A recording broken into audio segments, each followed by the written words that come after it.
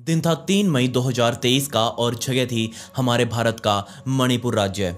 और इसी राज्य के अंदर एक व्हाट्सएप मैसेज बहुत तेजी से वायरल होने लगा और जैसे जैसे लोगों ने वो व्हाट्सएप मैसेज देखा तब वहां पर मौजूद एक समुदाय के लोगों के अंदर बहुत ज्यादा गुस्सा फूट गया। बेशक वो गुस्सा नया नया नहीं था, कुछ दिनों से चलता आ रहा था, लेकिन उस व्हाट्सएप पर हुए वायरल मैसेज ने उस गुस्से को एक चिंगारी लगा दी और जिससे ऐसी आग भड़की जो ना सिर्फ पूरे देश में लगी बल्कि आज पूरी दुनिया के सामने हमें शर्मिंदा होना पड़ रहा है।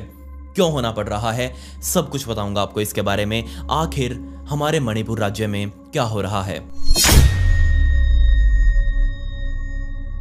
इससे पहले कि मैं आपको प्रॉपर केस बताऊं, ऑब्वियसली मैं आपको सब कुछ बताऊंगा आगे, लेकिन उससे पहले मैं थोड़ा सा हटके बात करना चाहता हूं। मैं अपनी मेन स्ट्रीम से हटकर आप सभी के सामने एक रियलिटी रखना चाह रहा हूं और रियलिटी है हमारे देश के चौथे सबसे बड़े स्तंभ की। जी हां, जिसे आज हम मीडिया के नाम से भी जानते हैं।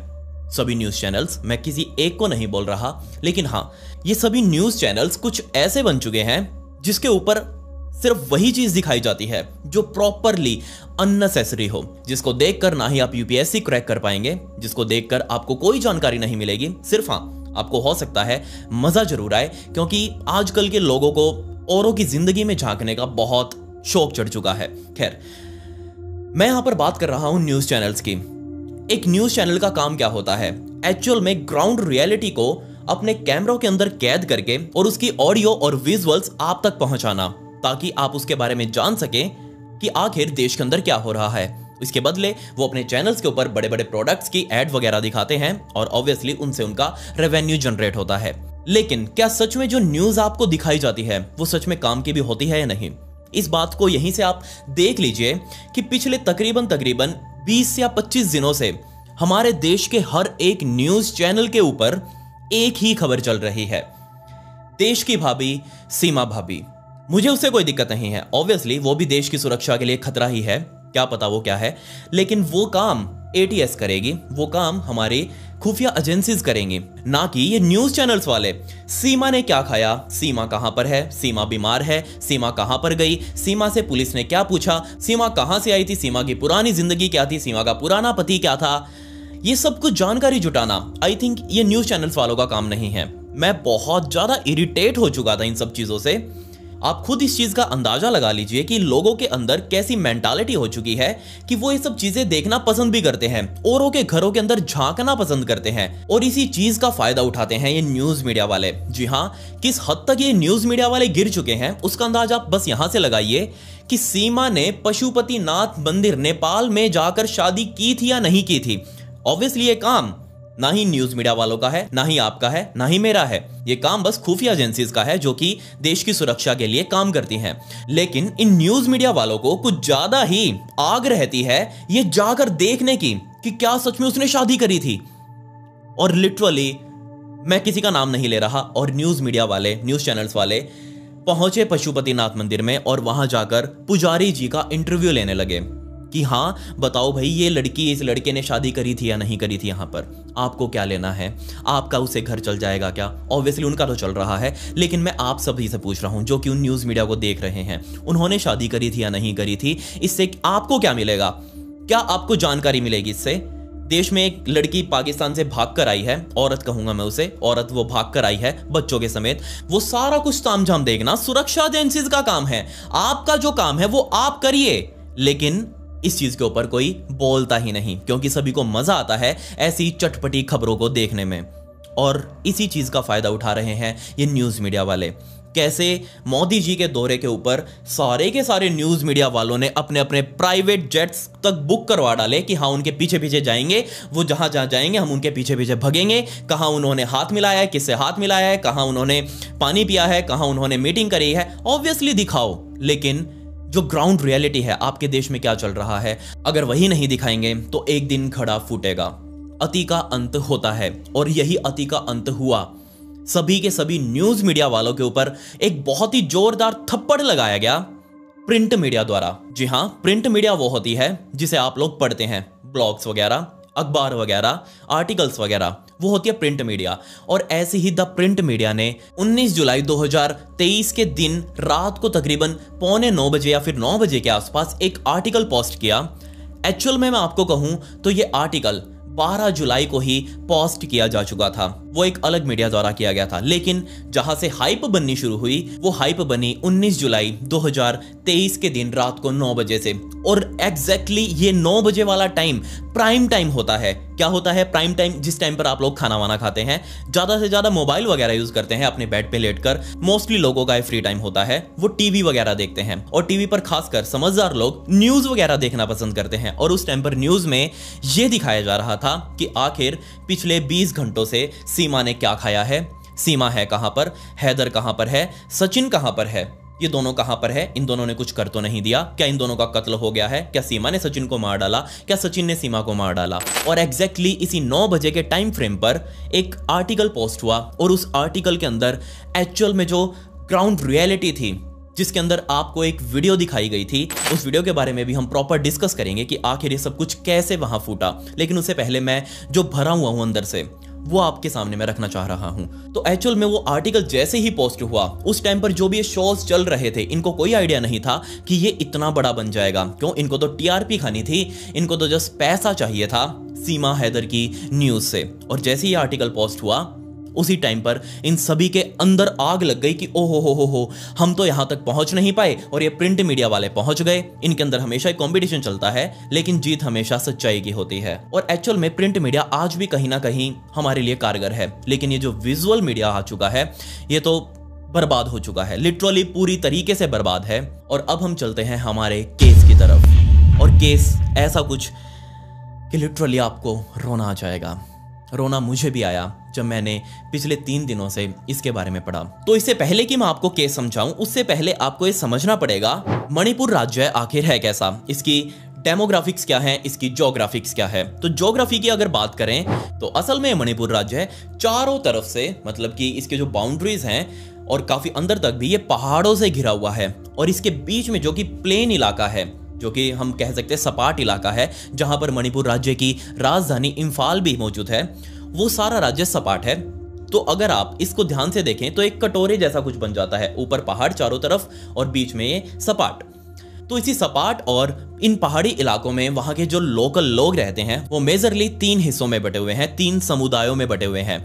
जो बीच में रहते हैं, यानी कि जो सपाट इलाकों पर लोग रह रहे हैं वहां पर, उनको आज हम मैतेई समुदाय के नाम से जानते हैं। दूसरा, जो इन पहाड़ों पर बसे हुए हैं, उन्हें आज हम कुकी और नागा समुदाय के नाम से जानते हैं।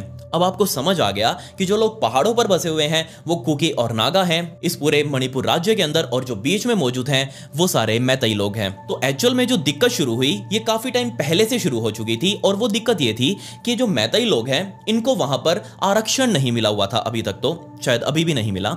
लेकिन इन्होंने अपनी आरक्षण की लड़ाई लड़ी और काफी सारे ऐसे संगठन बने जो पिछले काफी लंबे टाइम से इस बात के लिए लड़ते आ रहे हैं कि उन्हें भी आरक्षण मिलना चाहिए। आरक्षण किसमें? उनको भी पिछड़ा वर्ग आयोग में शामिल किया जाए। साथ ही वहां पर जो जमीन का अधिकार है वो ये जो मैतेई लोग हैं वो सिर्फ अपने इलाके के अंदर रहते हुए ही जमीन खरीद सकते हैं, और अगर वो पहाड़ों पर जमीन खरीदना चाहें तो वो वहां पर नहीं ले सकते।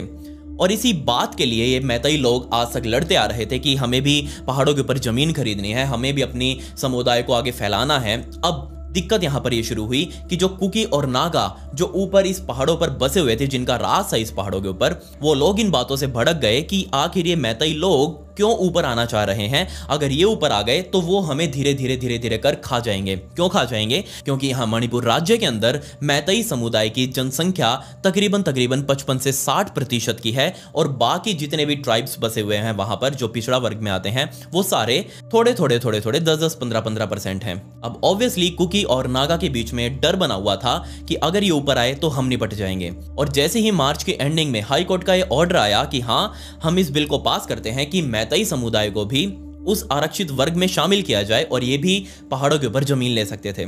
अब जैसे ये ऑर्डर आया तो ऑब्वियसली जो ऊपर लोग बसे हुए थे उनके अंदर गुस्सा फूट गया और उन्होंने आंदोलन करने की तैयारी शुरू करी। और अंदर ही अंदर बातें फैलती जा रही थी कि हम शांत आंदोलन करेंगे, हम ऐसे तरीके से आंदोलन करेंगे, हम रैलियां करेंगे, हम सरकार का विरोध करेंगे। अब तक सब कुछ शांत था, लेकिन अंदर ही अंदर गुपचुप भी काफ़ी समुदायों के बीच में चल रही थी, काफ़ी सारे संगठनों के बीच में चल रही थी। और तभी दिन आया 3 मई 2023 का। ये वो दिन था जब वहाँ मणिपुर के अंदर एक व्हाट्सएप पर फोटो वायरल हुई और ये फोटो सीधा पहुंची मैतेई समुदाय के लोगों में। जी हाँ, 55 से 60% लोगों के मोबाइल फोन में वो फोटोज पहुंच चुकी थी। अब तक वहां इंटरनेट डिसेबल नहीं किया गया था।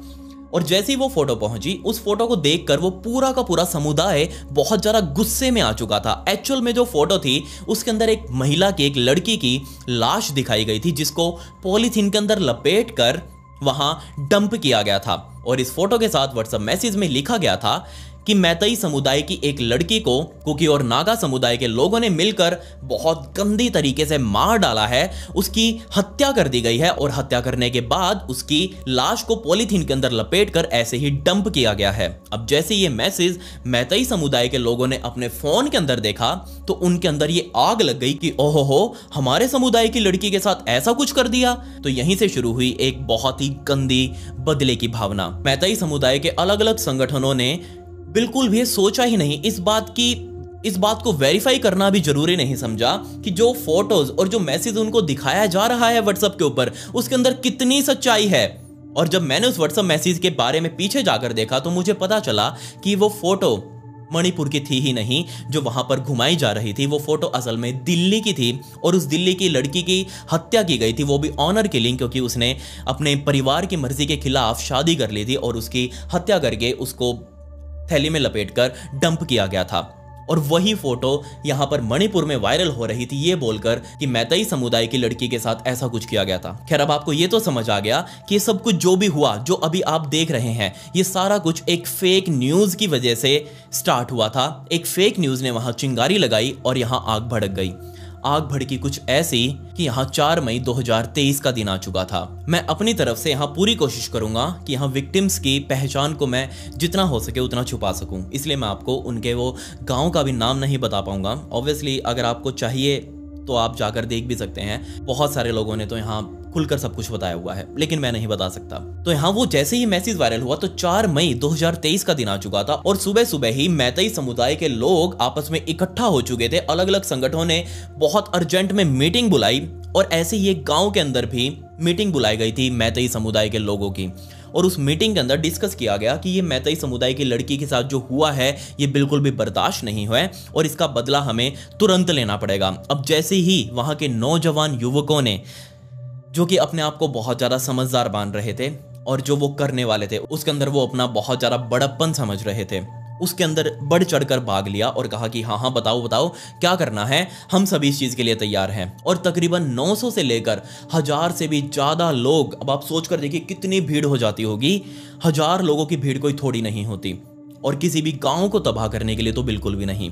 एग्जैक्टली इसी संख्या में वहां पर लोग दोपहर के टाइम पर इकट्ठा हुए और दिक्कत यहां पर सिर्फ ये थी कि सारे के सारे लोग हथियारबंद थे। इनके पास वो सारी असॉल्ट राइफल्स जो कि आप अभी तक पबजी गेम में खेलते आए होंगे, वो सारी की सारी असॉल्ट राइफल्स इनके पास थी, इनके पास कुल्हाड़ी थी, इनके पास बिंडे वगैरह थे। तो प्रॉपर पूरे तरीके से हथियारबंद होकर ये सारे के सारे लोग वहां मणिपुर के एक गांव के अंदर घुसे और एक्चुअल में ये वहां कुकी समुदाय के एक गांव में घुसे थे, जो कि बॉर्डर पर ही मौजूद था। इनके मैतेई और कुकी के बॉर्डर पर जो सबसे पहला गांव था, ये उसी गांव के अंदर घुसे।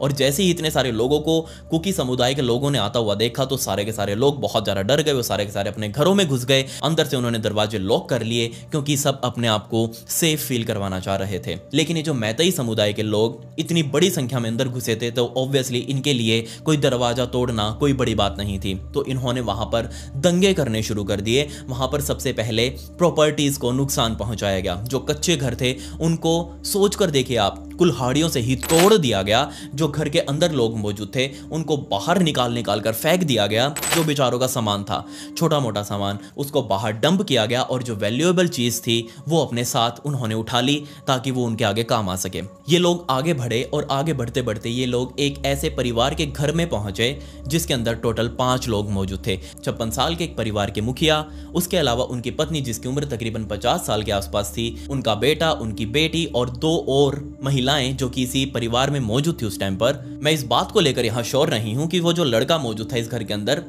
एग्जैक्टली जिसके बारे में मैंने आपको कहा कि वो बेटा था या फिर रिश्तेदार था, वो मुझे नहीं पता, लेकिन हाँ इस घर के अंदर मौजूद था। तो जैसे ही ये सारे के सारे मैतेई समुदाय की भीड़ आगे बढ़ते बढ़ते इस घर में पहुंची और उन्होंने जैसे ही देखा तो यहाँ इस घर के अंदर मौजूद कुकी समुदाय के लोगों ने जैसे ही देखा कि घर की तरफ उनकी भीड़ आ रही है तो वो बहुत ज़्यादा डर गए। तो ये 6 के 6 लोग अपने घर से बाहर की तरफ भागने लगे और वो पीछे उनके जंगल मौजूद था, उनको पता था वहाँ का लोकल रास्ता, तो वो अपने घर से बाहर निकलकर सीधा उस जंगल की तरफ भागने लगे, क्योंकि उनको अच्छे से अंदाजा था कि अगर वो इनके हाथ लग गए तो ये इनको नहीं बख्शेंगे, क्योंकि वो पीछे से ही लोगों के साथ बहुत ज़्यादा मार पिटाई करते हुए आ रहे थे और ऐसा ये परिवार अपने साथ होना नहीं देना चाह रहा था। अब जैसे ये 5-6 लोग जंगल की तरफ भाग रहे थे, तब इन्हें सामने से पुलिस वालों की एक टीम खड़ी हुई दिखाई दी, जिन्हें देखकर इन 5 लोगों ने बहुत ज़्यादा राहत की सांस ली कि हाँ भाई, अब तो पुलिस वाले उनके साथ हैं, जो भी लोग पीछे उनके आ रहे हैं ये तो एटलीस्ट उनके साथ कुछ भी नहीं करेंगे। तो ये सीधा के सीधा 5-6 लोग उन पुलिस वालों के पास गए और कहा कि हमारी मदद करो, हमारे पीछे ऐसे ऐसे वो लोग पड़े हुए हैं और पूरे गांव के अंदर वो घुस चुके हैं और सभी के साथ ऐसे मार पिटाई कर रहे हैं, वो किसी को भी नहीं बख्श रहे। और पुलिस वालों ने कहा कोई दिक्कत नहीं है, तुम हमारे साथ चलो, हम तुम्हें पुलिस स्टेशन लेकर जाते हैं, तुम वहां पर सुरक्षित रहोगे। पुलिस वाले उस टाइम तक तो एटलीस्ट उस टाइम तक तो अपनी ड्यूटी सही से निभा रहे थे, लेकिन जैसे ये 5-6 लोग उन पुलिस वालों के साथ चलने लगे और अभी चलते चलते पुलिस स्टेशन तकरीबन 2 किलोमीटर और दूर था, तभी यहां सामने से वही मैतेई समुदाय की जो लोगों की भीड़ थी, 800 से 900 लोगों की भीड़, उनको वो सामने से आती हुई दिखाई दी। और जैसे ही इस भीड़ ने इन परिवार को उन पुलिस वालों के साथ देखा, ये भीड़ वापस भड़क गई और सीधा उन परिवार वालों के ऊपर हमला कर दिया। वो पुलिस वाले जो थे उनको साइड करवा दिया। सोचकर देखिए आप कितने इनकी हिम्मत बढ़ चुकी थी कि पुलिस वालों को भी उन्होंने कुछ नहीं समझा, जस्ट उनको भी साइड किया। उनके हाथ से ये 5-6 लोग अपने हवाले करवा लिए और आगे बहुत बहुत ज़्यादा भयंकर काम होने वाला था। आगे की डिस्क्रिप्शन बहुत ज़्यादा ग्राफिक है, अगर आप उन चीज़ों को हैंडल नहीं कर सकते तो प्लीज़ आप इस वीडियो को यहीं छोड़ दीजिएगा। खैर, जैसे ये 5-6 लोग इस परिवार के हत्थे चढ़े तो यहाँ दिक्कत ये हुई कि इनमें 3 महिलाएं भी शामिल थी। हाँ, टोटल 5 लोग शामिल थे। सॉरी, मैं आपको इतनी देर से 6 लोग बोलता रहा था, सॉरी 5 लोग शामिल थे। तो जैसे ये 5 लोग इस भीड़ के हत्थे चढ़े, इन भीड़ ने इन 5 को बेइंतहा पीटना शुरू कर दिया, क्योंकि इनके पास सभी के पास हथियार थे ऑब्वियसली, लेकिन इन्होंने किसी के ऊपर भी गोली नहीं चलाई थी, जस्ट वो उनके साथ हाथापाई कर रहे थे, लठ वगैरह मार रहे थे, इसके अलावा अभी तक कुछ नहीं हुआ था। लेकिन तभी इस भीड़ के अंदर जो नौजवान युवक थे, जो वहां की इस पूरे भीड़ की स्ट्रेंथ थे, वो सामने आए और उन्होंने मेनली इनमें से महिलाओं को टारगेट करना शुरू कर दिया। सोच कर देखिए आप, एक पूरा परिवार, उसके अंदर 3 महिलाएं 2 पुरुष, उनके सामने ही महिलाओं के ऊपर अत्याचार किया जा रहा था। इन 2 बाप और बेटा के सामने ही महिला, उनकी ही घर की महिलाओं के ऊपर बेरहमी से उनके साथ मार पिटाई की जा रही थी और ये मार पिटाई अब बहुत ज़्यादा बेकाबू हो चुकी थी। अब इन मैतेई समुदाय के लोगों ने अपनी बहादुरी दिखानी शुरू करी, सो कॉल्ड बहादुरी, और वो बहादुरी इन महिलाओं के कपड़ों से शुरू हुई। जी हाँ, सबसे पहले जैसे ही ये लोग इन महिलाओं के कपड़ों को फाड़ रहे थे, उसी टाइम पर ऑब्वियसली कोई भी पुरुष अपने घर की महिलाओं के साथ ऐसा कुछ होता हुआ कभी नहीं देख पाएगा, और वो बाप और बेटा जो इस परिवार के साथ मौजूद थे वो भी नहीं देख पा रहे थे। यहाँ पिता ने विरोध करना शुरू किया और जैसे ही विरोध किया, यहाँ तुरंत उस भीड़ ने उस पिता की इन बच्चों के सामने, इस महिलाओं के सामने ही, साथ ही उसके बेटे के सामने ही हत्या कर दी।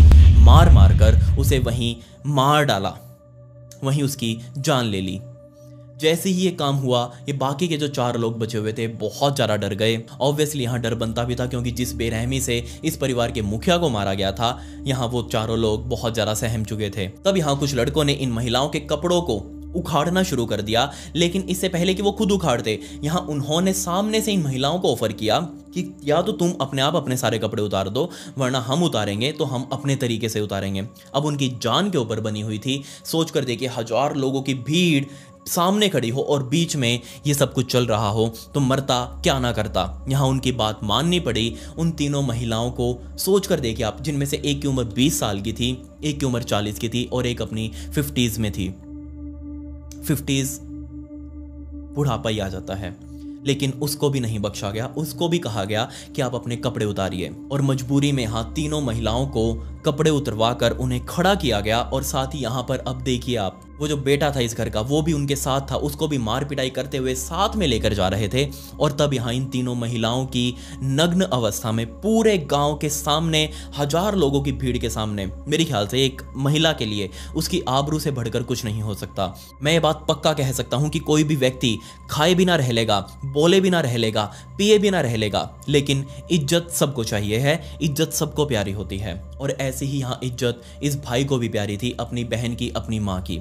और जैसे ही ये लोग अब जो नग्न अवस्था में उसकी माँ को और उसकी बहन को इस तरीके से गांव के बीच में घुमा रहे थे, यहाँ उस भाई ने विरोध करना शुरू किया और इस विरोध को और ज़्यादा भड़काने के लिए उन महिलाओं के ऊपर अब और ज़्यादा क्रूअल्टी दिखाने शुरू कर दी। वो सारे के सारे इनके ऊपर टूट पड़े, खास तौर पर उस 20 साल के बेचारी छोटी सी लड़की के ऊपर और उसके साथ हजारों की भीड़, जो कि सैकड़ों की भीड़ थी। उन सब में से पता नहीं कितने लोगों ने मिलकर, लेकिन ये बात पक्की है कि काफी सारे लोगों ने मिलकर उसके साथ गैंगरेप किया। सोच कर देखिए आप, सैकड़ों लोगों की भीड़ के सामने यहाँ एक बच्ची के साथ बलात्कार किया जा रहा था, वो भी अलग अलग लोगों द्वारा, जबकि उसका भाई साइड में बैठा बैठा देख ही सकता था बेचारा और कुछ कर भी नहीं सकता था। लेकिन जैसे ही उसके अंदर का खून उबला, अब कोई भी भाई अपनी बहन को इस हालत में नहीं देख सकता, उसने भी विरोध करना शुरू किया और इस विरोध के रूप में इस भीड़ ने उसकी भी जान ले ली, उसको भी ऑन द स्पॉट मार दिया गया। सोच कर देखिए आप, इन 3 महिलाओं के अंदर अब कैसा डर बैठ चुका होगा, क्योंकि इस परिवार के 2 पुरुष वो अभी तक मारे जा चुके थे। लेकिन बात यहीं पर खत्म नहीं हुई। सबसे पहले वो जो 50s में महिला थी, वो तो किसी तरीके से अपने आप को इन सब की भीड़ से बचाकर साइड में से होकर अपनी जान बचा चुकी थी, लेकिन अभी भी 2 महिलाएं इन सैकड़ों लोगों के जंजाल के बीच में फंसी हुई थी। उनको भी अपनी जान की फिक्र थी, उनको भी यहाँ पर मजबूरन वो जो कह रहे थे सामने वाले, उनकी आज्ञा का पालन करना पड़ रहा था। जिसके बाद इन सैकड़ों लोगों की भीड़ ने उन दोनों महिलाओं को, बाकी दोनों बची हुई महिलाओं को उठाया, किसी तरीके से उनकी हिम्मत बंधाई, क्योंकि अब उनके पैर हाथ काम करना बंद कर चुके थे। वो पहले ही मार पिटाई से पीड़ित थे और बाद में उनके साथ गैंगरेप किया गया। ऑब्वियसली कहाँ ही हिम्मत बचेगी। खैर, जैसे जैसे उनको खड़ा किया गया और अब उनकी नग्न परेड करवाई जानी थी। पूरे गांव के अंदर उनकी ना सिर्फ परेड करवाई गई बल्कि वीडियोस तक बनाई गई, क्योंकि सभी के पास मोबाइल फ़ोन मौजूद था और वो वीडियोस लोगों के मोबाइल में अब स्टोर हो चुकी थी कि देखो कितना बहादुरी का काम मैतेई समुदाय के इन 1000 के आसपास लोगों ने किया है। वो नग्न परेड करवाने के बाद वो दोनों महिलाएं जैसे तैसे अपनी जान बचाकर उस भीड़ से अलग हुई और उनको एक लोकल हॉस्पिटल में भर्ती करवाया गया। लेकिन वहाँ पर भी उनकी कोई सुनवाई नहीं की गई। उन्होंने 0 FIR भी वहाँ पर कटवाई, बट 0 FIR आपको पता होगा वो होती है जो अब पूरे देश में आपके साथ क्राइम कहीं भी हुआ हो, लेकिन आप पूरे देश के अंदर कहीं भी आप उस जुर्म को रिपोर्ट कर सकते हैं और बाद में जिस इलाके में क्राइम हुआ हो वो केस वहाँ पर ट्रांसफ़र किया जाता है। और ऐसा ही उन दोनों महिलाओं ने अपने पूरे परिवार के साथ जो उनके हुआ, वो पूरा परिवार अब बिखर चुका था, उजड़ चुका था। लेकिन यहाँ दिक्कत ये हुई कि इस रिपोर्ट के ऊपर कोई कार्यवाही की ही नहीं गई, सब कुछ चुप करवा दिया गया। मैं यहाँ पर विक्टिम्स का नाम लेना नहीं चाह रहा, बिल्कुल भी नहीं लूंगा। मैं उनकी जितने हो सकेगी मेरी तरफ से मैं उनकी पहचान की प्राइवेसी बनाकर रखूंगा। लेकिन बहुत सारे लोग ऐसे भी हैं जिन्होंने उनके फेस का, जिन्होंने उनके नाम का खुलेआम इस्तेमाल कर रखा है, जो कि बहुत बहुत ज़्यादा गलत है, जो कि आने वाले उनके फ्यूचर के लिए बहुत ज़्यादा गलत होगा। खैर, जैसे ही वो 0 FIR कटी, उसके अंदर पुलिस वालों ने कोई एक्शन नहीं लिया, क्योंकि वहाँ पर पुलिस वाले हाथ खड़े कर चुके थे। क्यों हाथ खड़े कर चुके थे? जहाँ पर ये कांड हुआ था वहाँ पर जो पुलिस फोर्स तैनात है, वहाँ पर मैतेई समाज के ही वो लोग हैं जो कि पुलिस फोर्स में भर्ती हो चुके थे, और मैतेई समाज के लोग ऑब्वियसली अपने खिलाफ तो एक्शन नहीं लेंगे, इसीलिए वहाँ पर इस चीज़ को वहीं पर दबा दिया गया और ये केस धीरे धीरे धीरे कर आराम से शांति पकड़ता गया। बेचारी वो जो विक्टिम्स थी वो किस हालातों में हॉस्पिटल्स में रही, कैसे उनका इलाज हुआ, कैसे उन्होंने अपना दुख मनाया होगा। घर के 2 ही पुरुष जो थे वही दोनों मारे गए इस हालतों में, कैसे वो उन्होंने अपने आप को कंट्रोल किया होगा, ये सिर्फ वही समझ सकते हैं, आप और मैं नहीं। दिन आया 19 जुलाई 2023 का। सोच कर देखिए, 4 मई को ये सारा कुछ हुआ, 4 जून गया, 4 जुलाई गया, 2.5 महीने बीत चुके थे। 2.5 महीने बाद अचानक से एक आर्टिकल इंटरनेट पर वायरल होने लगा रात के 9 बजे के आसपास कि ऐसा ऐसा कुछ 4 मई के दिन मणिपुर के अंदर हुआ था। और जैसे ये आर्टिकल वायरल होने लगा तभी देश के अंदर आग सी लग गई। लेकिन अब तक आप ये सोच रहे होंगे कि ये इतना टाइम क्यों लग गया इसको बाहर आने में। तो इस चीज के सबसे बड़े रीजन 2 हैं। पहला रीजन, इंटरनेट वहां पर बंद किया जा चुका था। ऑब्वियसली ऐसे कामों के अंदर सरकार का सबसे पहला ये काम होता है कि इंटरनेट बंद करो ताकि अफवाहों को फैलाया ना जा सके। लेकिन आपको भी पता है कि अगर हम किसी जगह से इंटरनेट अगर बंद कर देते हैं तो वो जगह एक बंद डब्बा बनकर रह जाती है, उसके अंदर क्या हो रहा है पूरी दुनिया को कभी पता ही नहीं चलेगा, और अगर पता नहीं चलेगा तो उन तक मदद भी नहीं पहुंच पाएगी। खैर, दूसरा कारण जिसकी वजह से कांड बहुत लेट बाहर आया वो थी हमारी मीडिया। इनका तो कहना ही क्या, इनको तो फुर्सत ही नहीं है फालतू की चीज़ें टेलीकास्ट करने से। कोई इनको मतलब नहीं है, कोई सेंस नहीं बनती ऐसी ऐसी चीज़ों की, ऐसी ऐसी न्यूज़ की। आप उठाकर देखिए, आप कभी भी न्यूज़ चैनल खोल कर देखिए। मैं नहीं कहता कि 24 घंटे, लेकिन हाँ 24 घंटे जो अगर न्यूज़ चैनल लाइव चलता है उसमें से 20 से भी 22 घंटे कोई उसमें काम की खबर नहीं रहती। लिटरली कोई 1% भी काम की खबर नहीं होगी। ये लोग ऐसे हो चुके हैं कि सभी ने मिलकर हाँ बस इस टॉपिक के पीछे पड़ जाना है, देश के अंदर जो चल रहा है भाड़ में जाए, वो हमको तो बस टीआरपी खानी है, क्योंकि लोगों को ये टॉपिक देखने में मजा आ रहा है। अरे लोग बाकी के देश के बारे में भी जानना चाहते हैं, तुम वो भी तो दिखाओ। तुम्हारा काम है ग्राउंड रियलिटी को दुनिया तक पहुंचाना। तुम क्या पहुंचा रहे हो? सीमा ने आज क्या खाना खाया, सीमा ने डांस किया, सीमा ने रोमांटिकली अपने पति के लिए गाना गाया। बर्बाद हो चुका है ये पूरा का पूरा मीडिया सिस्टम। लेकिन अब क्या करें, ये जो ऊपर बड़े बड़े मगरमच्छ बैठे हैं ना, जो मीडिया वाले हैं, ये अपना बस टॉपिक तय कर लेते हैं कि हमें इस टाइम तक इस टॉपिक के पीछे पड़ा रहना है। पहले वो ज्योति मौर्य थी, मैं नहीं कहता कि उसने ठीक किया, बेशक उसने गलत किया अपने पति के साथ, लेकिन जैसे ही ज्योति मौर्य के ऊपर ये सीमा हैदर आई, वो ज्योति मौर्य दब गई।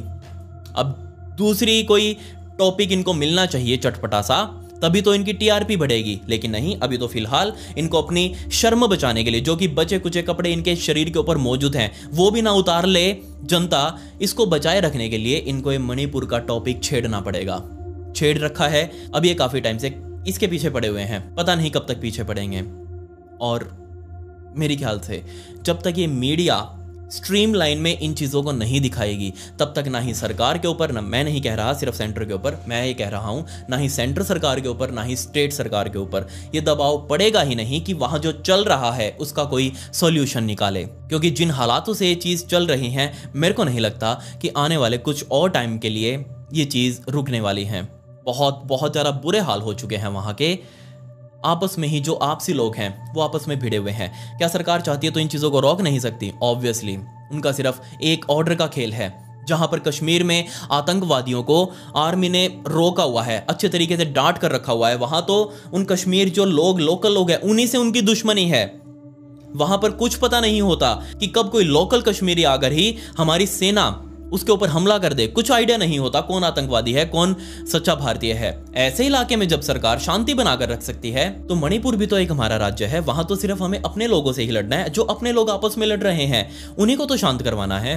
वो तो कोई बड़ी बात नहीं थी। वहां पर भी अगर आर्मी को डिप्लॉय किया जाता, यहाँ पर जो स्टेट गवर्नमेंट है उसको हटाकर राष्ट्रपति शासन लगाया जा सकता था, लेकिन ऐसा कुछ नहीं किया गया। और ऊपर से सीएम साहब का जो बयान आया वो तो गजब ही था। लिटरली आप सभी ने सुना होगा, गजब का बयान था। उन्होंने कहा कि ये आप एक वीडियो की बात कर रहे हैं, ऐसी तो हजारों वीडियो होंगी, ऐसे तो हजारों केसेस होंगे, हम किस किस को देखें। खैर बाद में आते आते उनको महसूस हो गया कि उन्होंने शायद गलत बोल दिया है, और इस चीज़ के लिए उन्होंने अपना बयान बाद में पलट भी दिया। लेकिन जो बोला वो लिटरली बहुत बहुत ज़्यादा दिक्कत वाली ही बात थी जो उन्होंने बोला। इससे ये भी समझ आ रहा है कि सरकार से मणिपुर राज्य संभल नहीं रहा, या फिर वो संभालना नहीं चाह रहे, या फिर वो किसी दबाव में है। अब किसका दबाव है, क्या है, मुझे कुछ नहीं पता, ना ही मैं आपको बताना चाह रहा। आपको पता हो तो आप नीचे कमेंट्स में मुझे ज़रूर बताएं। और मणिपुर राज्य के अंदर कैसे ये सारी चीज़ें सुलझ सकती हैं उसके बारे में भी ज़रूर जिक्र करें, क्योंकि वो हमारे देश का एक अभिन्न अंग है। हम अपने ही परिवार के एक सदस्य को इस तरीके से दिक्कत में नहीं छोड़ सकते, क्योंकि मणिपुर राज्य हमारे पूरे देश के जो परिवार है, जो सभी स्टेट्स का परिवार है, उसमें एक मेंबर है। और हम सभी मेंबर्स की जिम्मेदारी है कि अगर एक परिवार का सदस्य बीमार है या फिर उसको कुछ दिक्कत है तो हम सभी मिलकर उसकी हेल्प करें। तो आप भी यहाँ हेल्प करिए कमेंट्स के अंदर ये डिस्कस करके कि आखिर ये सब कुछ कैसे सुलझ सकता है। या फिर आप मुझसे आकर मेरे इंस्टाग्राम के ऊपर भी डिस्कस कर सकते हैं। ये मेरी इंस्टाग्राम आईडी है, इसका लिंक आपको डिस्क्रिप्शन में भी मिल जाएगा, तो प्लीज़ आप मुझे वहाँ फॉलो जरूर कर लें। खैर मिलते हैं अगली वीडियो में। ये वीडियो देखने के लिए धन्यवाद। आज कोई शाउट आउट नहीं, आज कोई लाइक्स वाइक्स नहीं, मुझे कुछ नहीं चाहिए। नेक्स्ट वीडियो में देखेंगे, तब तक के लिए जय हिंद।